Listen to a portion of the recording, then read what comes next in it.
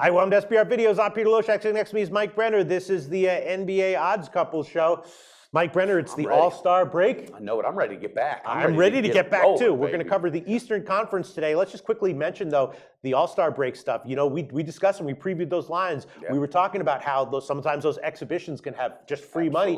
Turned out the over was free money, right? Free money, and Zach LaVine, look at him. Unbelievable. Absolutely back-to-back. When we did the show, the total was 304. I checked it before tip-off. It was like 312 or 316. 369 or something? Something like that. Woo. I didn't bet it. I wasn't that perceptive, but the value was clearly there. All right, we got the second half coming up. We're going to cover the Eastern Conference right now. Ooh, I guess. To talk about. Yeah, let's start with the most interesting team, I guess, Cleveland. Right now, this is a team that you've had a pretty good read on. In the first half of the season, you were nailing Cleveland with their first halves. Got bit though sometimes, taking them on the teasers. Cleveland's a team that was covering their first halves, not really getting it done full game. What's your take on the what do you think we can expect from Cleveland going forward in the second half? There's been a lot of talk of maybe Kevin Love getting traded. Then I heard today that squashed. They're not going to let him go. I do know, however, he's dealing with a shoulder injury, but I think this team's going to kind of keep on picking up pace.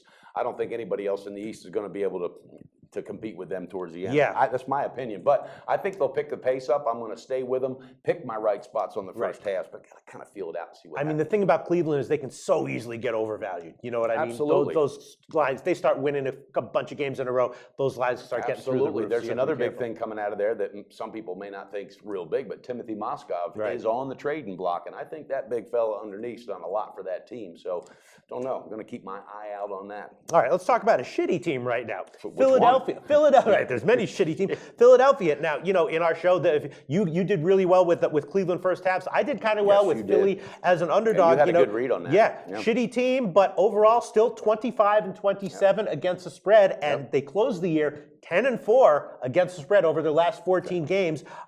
With a young team like Philly, I take it week by week and game by game. But do you have any sense of what to expect from Philly? You think they'll continue to be have value? I do. Yeah. I think they're going to continue to cover because, as I said weeks ago, Pete, they're running and gunning now. They got D'Antoni as an assistant coach, and they got some really good young talent there. And that Okafor, that guy's going to be a big name in this league for a long time. But you know, that coach is the only one. His job's not even in jeopardy, and he's got the worst record in basketball. But he knows his players, and they play for him. So that team, they're covering, and yes, you do. You have a really good read on them, and I'm anxious to see what you do in the second half with them. Then another lower tier team that has also been good. I don't know if you have a read on these guys at all. Orlando, right? Not a good record, but actually they closed this first half covering 6 of their last 7, and they sit at the All-Star break 29-22-1 against the spread. That's a good ATS record, right? Very respectable. Think that continues? I do. I don't think that's going to change. And Aaron Gordon, that kid's a beast for them. And you know, that team is really running right now off of Scott Skiles' energy and their defensive mode. So keep your eyes on them. Even though they did pull a trigger though today, you know they got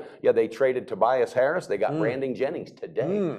How does that affect? So are you in general looking to Orlando as a team that in general you want to be betting on, at least to start the second half? To start. I think I will to start, and then kind of just monitor it from there. Okay, now let's talk about another shitty team from an ATS perspective. Probably you know who I'm going to bring up, right? I think you're going to talk about Bulls. Who else? The Chicago Bulls closed the season losing 6 out of their last 7 games, 19 and 33 against the spread overall in the first half. They weren't an auto fade every single game, but in general, the first thought when you look at one of their games was, do I want to fade this or stay off it, right? Absolutely. What do you think we expect from? Because they do have some talent. They have names. They have at least names on the roster. But I'll tell you, I looked up at their injury report, and it looks like a damn battlefield record. And I'm not kidding you. I mean, now you have Taj Gibson. He's hurt. He might not be playing. Mirotic's out for, they don't know. He's out indefinitely. Jimmy Butler, he'll be out till at least mid-March.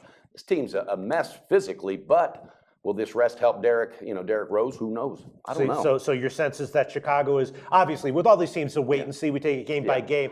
If anything, I'm going to go against them, and I'm going to pick my spots, but I absolutely will not be jumping on that team for a minute. It's going to take a lot for them to win my confidence over like that. Maybe a lot later in the second half. They start to get healthier, as we saw with Miami in spots, right? Absolutely. Miami was super banged up, and they started to get healthy. And for games, they did have some realistically, Paul Gasol is really the only steady that brings it night in and night out. So. All right, now let's talk about Atlanta. Very up and down team, although with their up and downs, we actually rode them somewhat well. Yeah. There were times I faded them in that disastrous game where I took Philly, but we also both had them against the Bulls in that game. We both loved them. That was a big cash.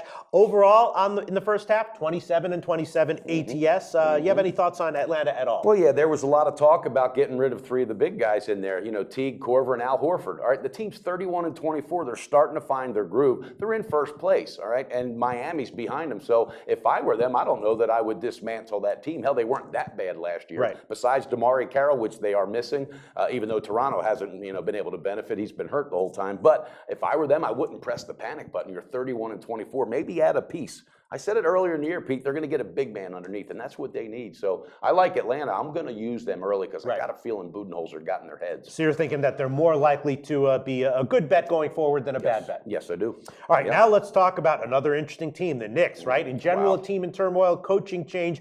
They closed the first half with 6 straight ATS losses, but before that, Mike Brenner, did you know they were actually 29 and 20 against the spread before that? So at halftime, they're at the All-Star break, they're 29 and 26 against spread overall, a positive record, and that's including their run of 6 straight ATS losses to close the first half. That's interesting. Strange team. What do you have to say about them? Anything? Well, I'm wondering if they're going to try to tank in the second half, or because their record, they're 22 or 23 and 32 or something like that. So are they going to maybe tank and get rid of some talent? I don't know, because there's been some talk of maybe Anthony Melo going to Cleveland. That's not going to happen. Those two can't play on the same team. So I don't know. I'm going to sit back and watch for a minute because I think they may tend to tank. And again, these odds, a lot of unknowns. They don't even know who their coach is yet. Tom Thibodeau's been talked about. Luke Walton. Hell, they even got Phil Jackson plus 2,000 on a futures. Phil Jackson as the next head coach plus 2,000. That's kind of I don't know if I'd want to bet that one, but I wouldn't touch it. So. And then the last team that I want to bring up is a team that we've discussed, fairly a good amount in these shows as a team that we kind of like. We feel like they're scrappy. We feel like they're generally a team we want to be looking to bet on, as opposed to definitely feel nervous betting against them, and that's Boston. They close well. They're a scrappy team. Their record at the All-Star break against spread 31-23-1. Excellent record, and my sense is that more likely than not, they're going to continue to have value, at least to start off the second half. What do you think? I think so, too. And Brad Stevens, my hat's off to him. The guy's doing a great job. Now, Pete, I heard some serious rumbling not even an hour ago. Serious rumbling. That Dwight no Howard, joking around. This could be, the trigger might get pulled. Houston may send Dwight Howard. Yeah, I'm not kidding you. And they think he will fit well in Boston. Yeah, in Boston.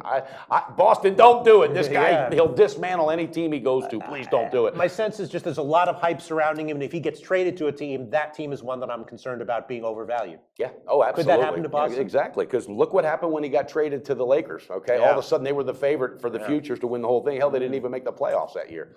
So. All right. Well, I brought up all the teams that I find interesting. Is there any team that? What about Toronto? We got to talk about Toronto. Interesting team. 29 and 23 against spread at the half. Do you think that continues? Yeah, I do, because Damari Carroll, even though they still don't know when he's going to be back, I'm hearing a month at the latest. So I think they believe in themselves. They went out on a good note. So that's a team to be reckoned with right there, Toronto. All right, so let's give some soft predictions. These aren't hard picks. These aren't going on a record. But soft predictions. If you had to pick one or two teams that you think in the first couple weeks of the second half are likely to be undervalued or overvalued, what would they be? Undervalued, I think until they fill it out and they figure it out. I think Atlanta is going to be undervalued.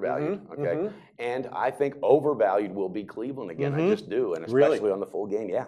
Interesting, but you still might be picking them on the first half at spots. It's Tyronn Lue said we're going to run early, and that's our strategy the rest of the year. So but we're not going to be seeing any bets on any picks on Cleveland. No, and definitely not no teasers. Thanks for bringing that up. Though. All right, I'll give a couple of opinions. I expect Boston to be a good team ATS going forward. Them in Philadelphia, you've got a good read on those two teams, Pete. If they do acquire Dwight Howard, that might change things. But as of right now, I would lean towards Boston as likely to be overvalued to be undervalued and overvalued. I'm going to go with Chicago. I think people still see the names on the roster, see them as a decent team, and they're probably not quite anticipating. Hell, I say you fade Chicago the rest of the year, you'll make money. I bet. Who knows? I don't know what's going on there, but who knows? All right, interesting division, interesting conference. The East. That's I think that wraps it up, and we will be back. And by tomorrow this time, there could be all kinds of trades, so we'll give you all the updates on that. Tune in. We love this show. Tomorrow we will be back for the Western Conference, and then on Thursday the game picks start up again. Let's go pop a cold beer, Pete.